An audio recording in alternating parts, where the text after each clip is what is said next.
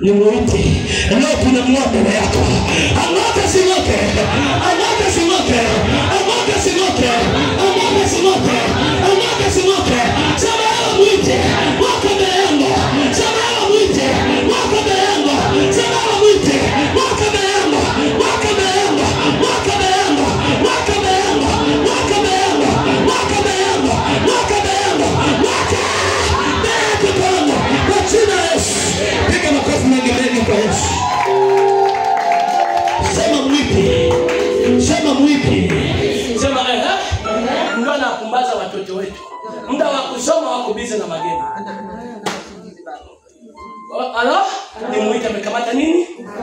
Muda wa kusoma ndio anajihusisha kwenye mapenzi. Yaani ni mwiti. Anakumbaza nini? Mwiti manake ndio anayepumbaza. Ujui majira yako. Na unajui majira ya kujiliwa na Bwana. Ndio maana kuna mtu mwingine unayosema katika Bwana asemi ni Bwana amesema. Anasema ni mtu amesema. Maana yake ni mwiti amekupumbaza akili. Ni mwiti amekupumbaza nini? Akili. Huyo mwiti ndio wakamata wale watu kipindi cha Nuhu.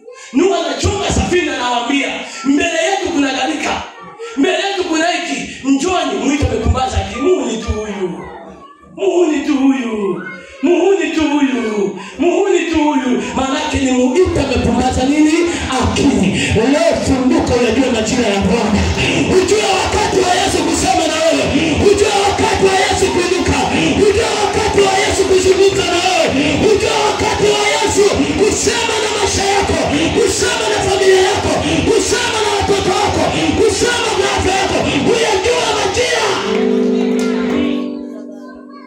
Ndio maana kanisa la leo limekamatwa na wahiti wengi.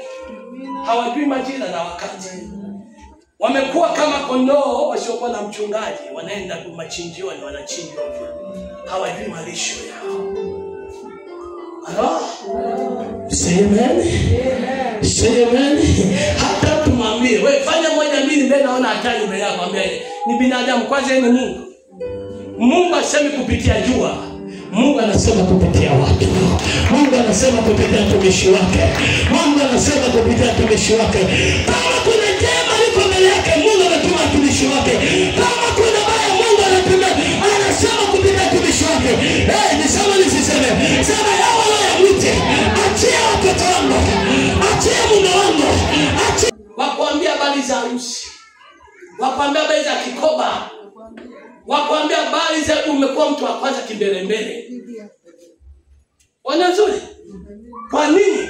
Maana Kristo tafsiri yake usiwe kipaumbele kwenye mambo ya kimwili.